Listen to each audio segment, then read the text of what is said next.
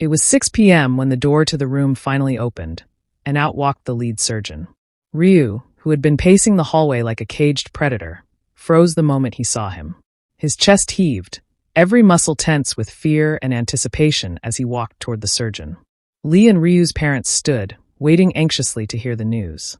The surgeon's expression was calm but serious, and he met Ryu's gaze without flinching. Ryu's heart hammered violently in his chest. How is she?" he demanded, his voice tight, almost breaking. The surgeon's eyes softened slightly, though his tone remained firm. "The surgery was successful. She is stable for now. She lost a lot of blood, but we managed to control the bleeding. She will be in a coma for some time, but she will recover. We will move her to the ICU, where she'll be under constant monitoring." Relief washed over Ryu and his parents, and they all exhaled in unison. Ryu's gaze, however, remained fixed on the door she had been taken through. "When can I see her?" he asked urgently. The surgeon replied, "You may see her once she has been settled, but only one visitor is allowed today." Ryu nodded sharply, gratitude and determination mingling in his eyes. "Thank you," he said, his voice low but steady, as the surgeon turned and left. Ryu turned to his parents, his expression softening slightly. "You should get some rest," he said, his voice calm but firm. "She's all right now, thanks to the doctors." His mother stepped closer, placing a gentle hand on his arm. "Take care of her well, Haesoo," she said, her eyes filled with both concern and trust. Ryu nodded, meeting her gaze. "I will, mother. I promise." His father gave a brief, approving nod before turning to follow his wife. Together, they left the hallway, leaving Ryu and Lee standing alone, the weight of the day still pressing heavily on their shoulders. Immediately after Ryu's parents left, Miho walked toward Ryu and Lee, his expression grave. Without wasting time, he told them about Seekjun's condition and the doctor's verdict: paralyzed, unable to speak, trapped in a body that would never obey him again. Lee exhaled slowly before speaking. "Then it'll be easy to sentence him now," he said coldly. "With the evidence we have, there's no escape left." Miho nodded once in agreement. Ryu's jaw tightened, his eyes dark with resolve. "And those political figures," he said quietly. "Everyone Seekjun had in his pocket, they won't be spared either." He pulled out his phone and dialed immediately. The call connected almost at once. "Claude," Ryu said firmly, "inform Baek Minwoo to make his move. Tell him not to worry about Seekjun running away, because that's impossible." Ryu was about to end the call when Claude's voice stopped him. "Sir," Claude said carefully, "the traitor who informed Seekjun about the mansion has been found." Ryu's eyes hardened. "Who?" "It was Kai," Claude replied. "We caught him trying to flee 3 hours ago. It seems he heard about what happened to Seekjun and panicked." For a moment, Ryu said nothing. Then his voice dropped, cold and lethal. "Keep him alive," he ordered. "I'll deal with him myself tomorrow morning." He ended the call and slipped the phone back into his pocket. After a brief silence, Lee spoke, glancing between Ryu and Miho. "Well, I guess the two of you can handle the rest now. I'll be leaving tomorrow morning for Canada. My wife planned our vacation there." Ryu and Miho exchanged faint smiles and nodded. Lee then turned to Ryu. "Don't worry, your fiancée will recover soon. Apart from my wife, she's the second strongest woman I've ever met." The tension finally cracked. Ryu let out a low laugh, and even Miho chuckled softly. After a few more words, Lee took his leave. Not long after, Miho said his goodbyes as well and walked away, leaving Ryu alone in the quiet hospital corridor. Then Ryu left the surgery room area. He headed toward the ICU corridor. The air there was colder, heavier, filled with the soft hum of machines and the muted footsteps of nurses passing by. When he reached her room, he paused outside the door, drawing in a slow, steady breath as if bracing himself. After a moment, he pushed the door open. The room was dimly lit, the steady glow of monitors casting soft shadows across the walls. Ryu stepped inside quietly, his movements careful and restrained, until he stood beside the bed. Shantel lay motionless, tubes and 4 lines arranged around her with clinical precision, her chest rising and falling faintly beneath the thin hospital blanket. He stared down at her pale but peaceful face, and something tight in his chest finally gave way. She was still here. Alive. He reached out slowly and gently took her hand, mindful of every wire and tube. His thumb brushed softly over her knuckles as his voice dropped to a fragile whisper. "I'm here," he murmured. "You're not alone anymore." Pulling a chair closer, Ryu sat beside her, his fingers never leaving hers. He watched her as if committing every breath, every subtle movement to memory, silently vowing that no matter how long it took, he would be there when she opened her eyes again. That same night, Heejin placed a call to a gang member she knew, her voice low and urgent as she laid out her request. Someone to infiltrate the hospital, pose as a nurse, and quietly kill a patient. There was a long, heavy pause on the line. When the man finally spoke, his voice was tight with unease. He refused outright, warning her that the hospital was under intense surveillance and that attempting such a move would be nothing short of suicide. Heejin's lips curved into a slow, dangerous smile. Leaning back, her eyes dark and calculating, she replied coldly, "Well, if you refuse, you'll lose out on a very large sum of money." Silence followed as the man reconsidered. Minutes passed before he finally relented. He asked when she wanted it done. "Tomorrow morning," Heejin replied smoothly, "when Ryu leaves the hospital." The moment she mentioned Ryu's name, the man stiffened and refused again. "That man is terrifying when he seeks revenge," he said grimly. "I won't cross him." Heejin scoffed and began to speak again, her words sharp and relentless. She promised protection, downplayed the risks, and reminded him of the reward waiting at the end. Bit by bit, she wore down his resistance until, at last, he agreed. When the call ended, Heejin walked toward the window and stared out into the night, city lights reflecting coldly in her eyes. A smirk slowly spread across her lips. "Well," she murmured to herself, "goodbye, Shantel." The following morning, Haesoo left the hospital for his mansion to deal with the traitor, Kai. Before leaving, he stationed 2 of his men outside the ICU, their expressions hard and unyielding, with strict orders not to let anyone enter without his direct approval. 10 minutes later, Ryu arrived at his mansion. The moment he stepped into the living room, the atmosphere shifted. The air grew heavy, tense with anticipation, as though the walls themselves sensed what was about to happen. His footsteps echoed against the polished floor as he walked in, his expression calm, too calm. In the center of the room, Kai was already there. He knelt on the floor, his hands bound tightly behind his back. His once confident posture was gone. It was obvious his men had already dealt with him, punishing him for his betrayal and for the lives lost that morning because of it. Bruises marred his face, his lips were split, and sweat rolled down his pale skin as he lifted his eyes to meet Ryu's cold stare. Ryu stopped a few feet away, his hands tucked casually into his pockets. For a long moment he said nothing, simply staring down at the man who had sold him out. The silence stretched thick and suffocating, broken only by Kai's shallow, uneven breathing. "So," Ryu finally spoke, his voice low and even, "you sold your loyalty." Kai scoffed despite the pain.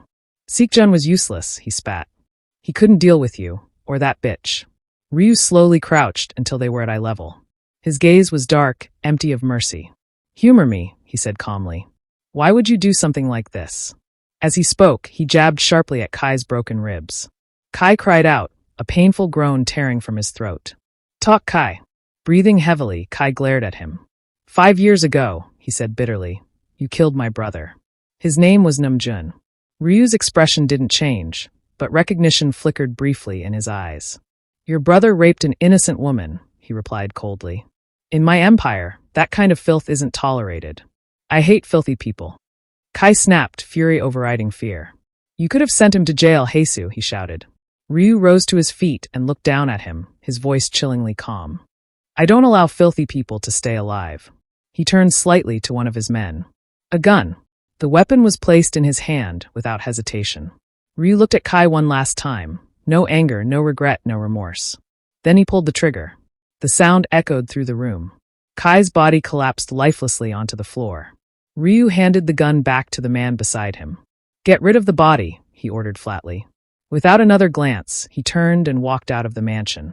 That same morning, the 2 men Ryu had stationed outside Shantel's room stood like statues, their sharp eyes tracking every movement in the hallway. Nurses moved in and out of nearby rooms, the soft squeak of trolley wheels and the steady hum of machines filling the air. Everything appeared normal. Then a nurse approached. She wore the standard uniform, her cap pulled low, her gaze fixed on the floor as she pushed a small medical cart toward Shantel's room. Her steps were steady and practiced, indistinguishable from the others who had passed through that corridor all morning.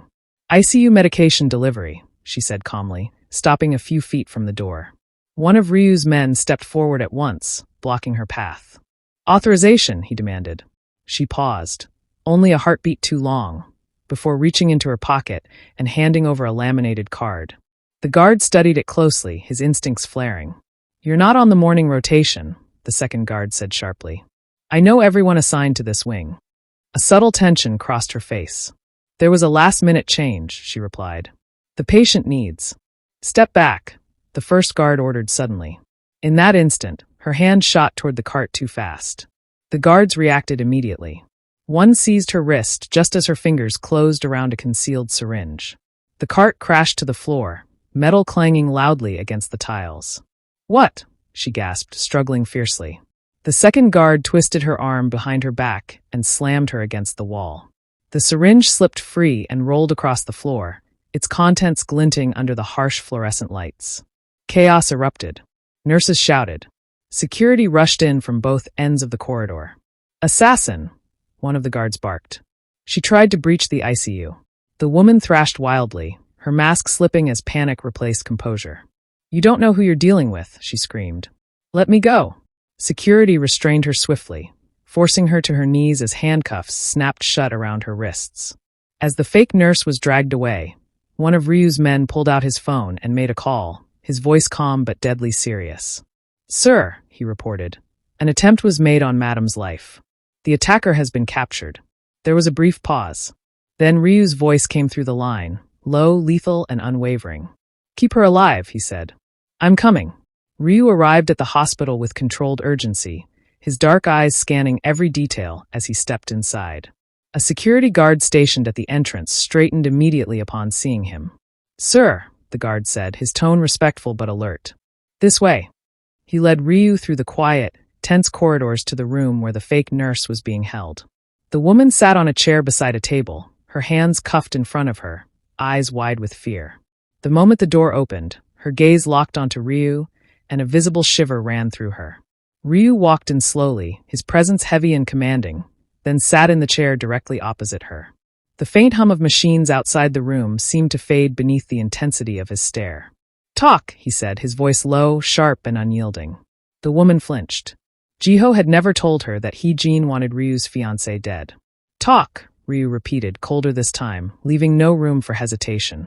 Her lips trembled, but she spoke at once. It was Heejin. She ordered it. She wanted me to kill your fiancé.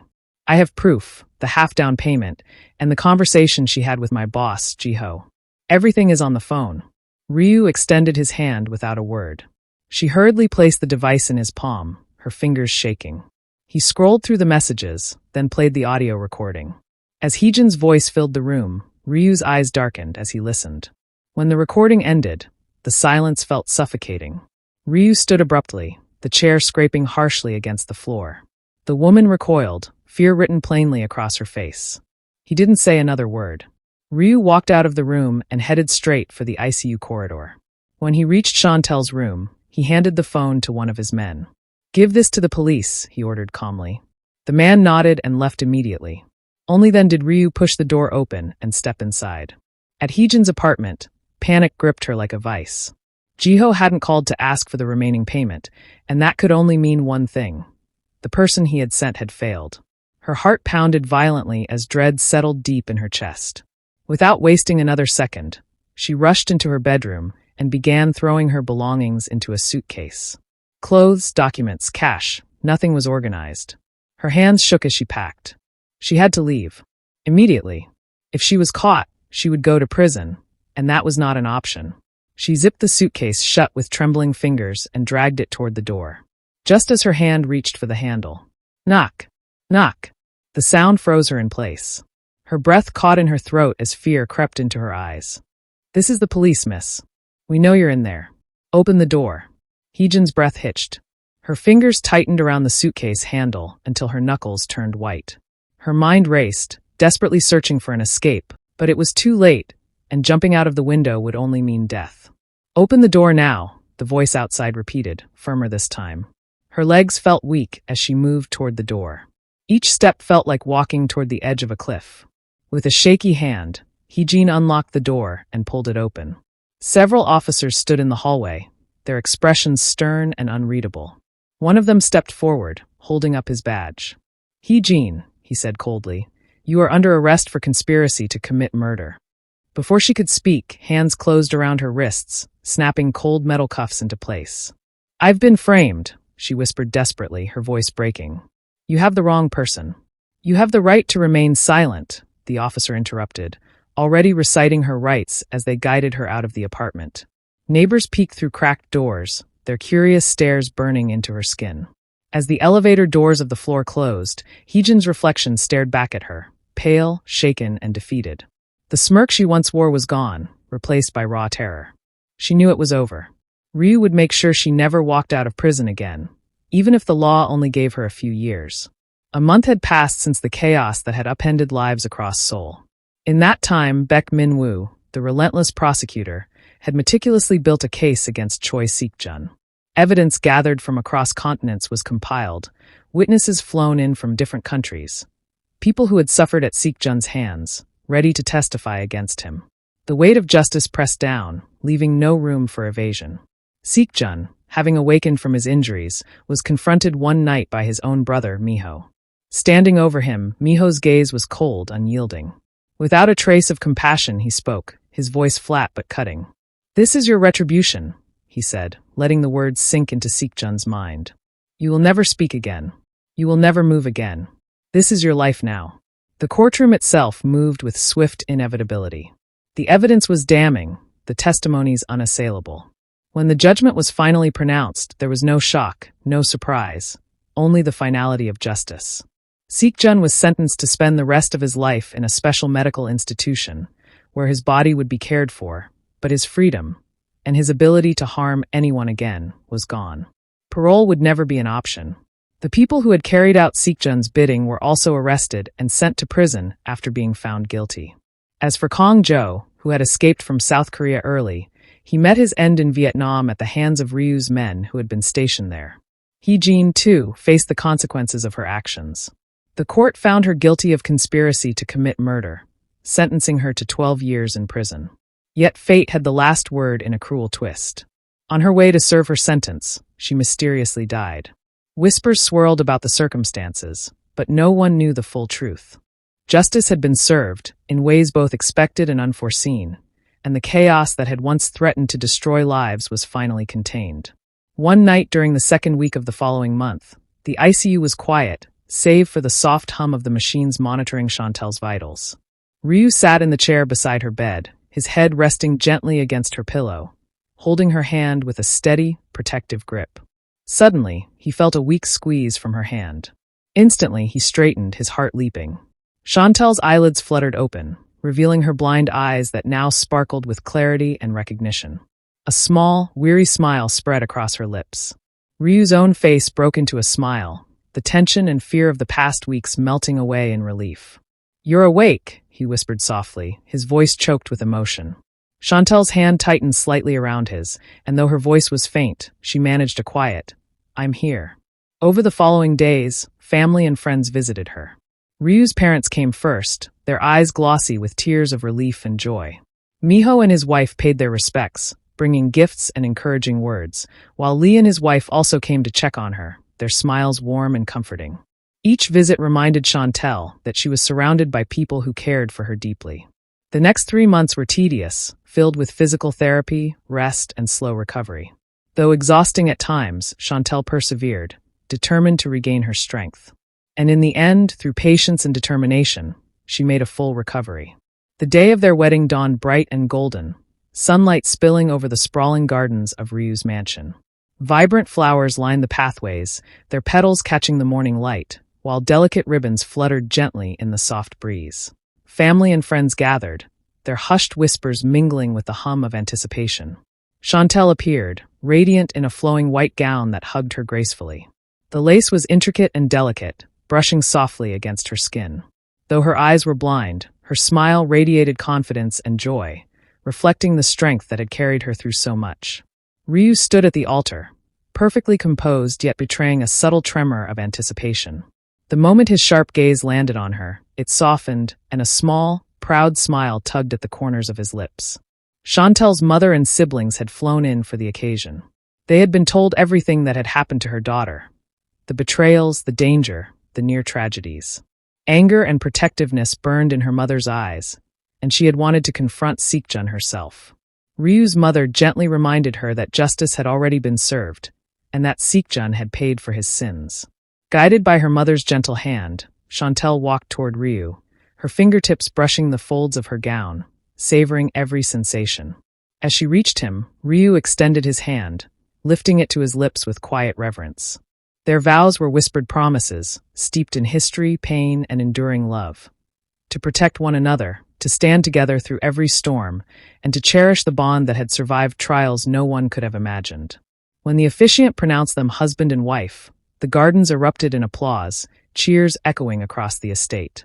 Ryu and Shantel shared a long, tender kiss as friends and family celebrated, some dabbing at tears of joy. The reception that followed was a celebration of life, love, and resilience. Guests dined under a canopy of fairy lights as laughter mingled with the delicate strains of a string quartet. Ryu and Shantel shared their first dance as husband and wife, moving with perfect synchronicity, each step a reflection of their unbreakable bond.